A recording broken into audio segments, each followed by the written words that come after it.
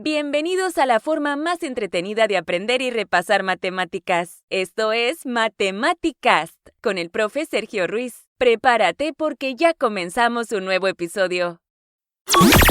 Visita www.sergioruiz.com.mx y sigue al profe.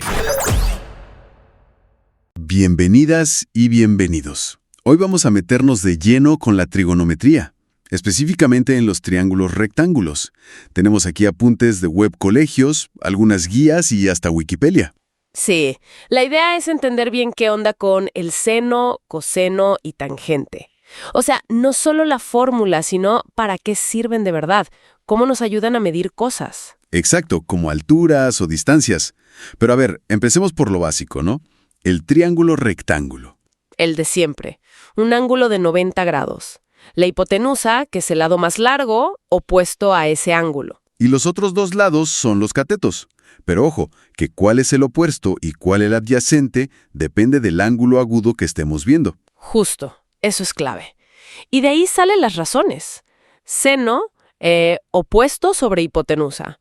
Coseno es adyacente sobre hipotenusa. Y la tangente, opuesto sobre adyacente. La famosa regla SOHCAHTOA ayuda mucho a recordarlas, la verdad. Sí, es un buen truco. Y lo importante, importantísimo, estas razones solo dependen del ángulo. No importa si el triángulo es chiquito o enorme. A ver, o sea que un ángulo de 30 grados siempre tiene el mismo seno. Exacto. Seno de 30 es un medio, por ejemplo, y tangente de 45 es 1. Son ángulos notables con valores ya conocidos. Ok, y también están las otras, las recíprocas, ¿no? Secante, cosecante... Y cotangente, que son simplemente uno entre coseno, uno entre seno y uno entre tangente. A veces simplifican las cosas. Y claro, no podemos hablar de triángulos rectángulos sin mencionar al buen Pitágoras. Fundamental. El a cuadrada más b cuadrada igual a c cuadrada.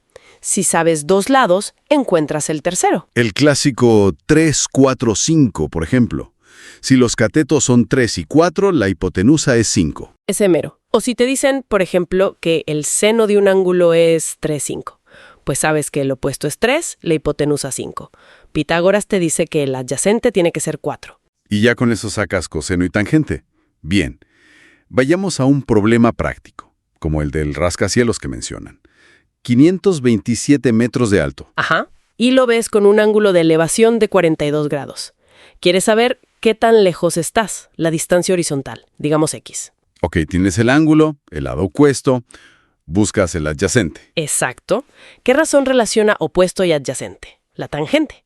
Entonces, tan 42 igual a 527 por X. Despejas la X y listo. Da como 585 metros, más o menos. Fácil cuando tienes ángulo y lado. Pero, ¿y si es más complicado?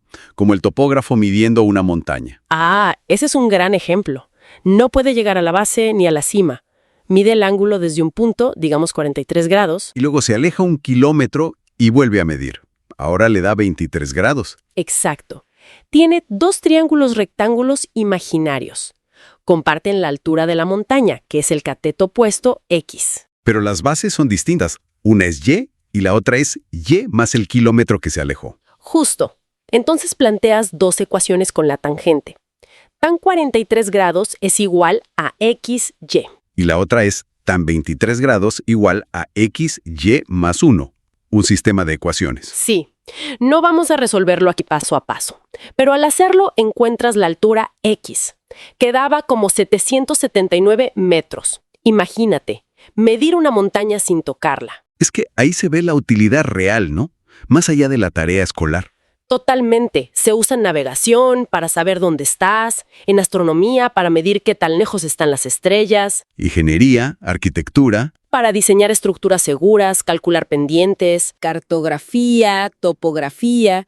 La triangulación, como en el ejemplo de la montaña, es básica en todo eso.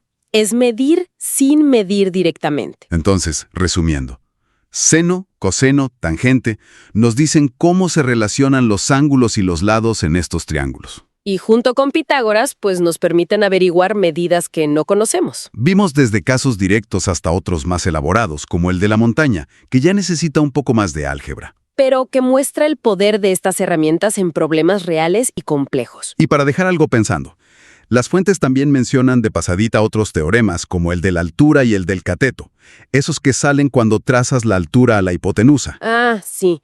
El h al cuadrado igual a mn y b al cuadrado igual a am, que usan los segmentos en que la altura divide a la hipotenusa. Exacto.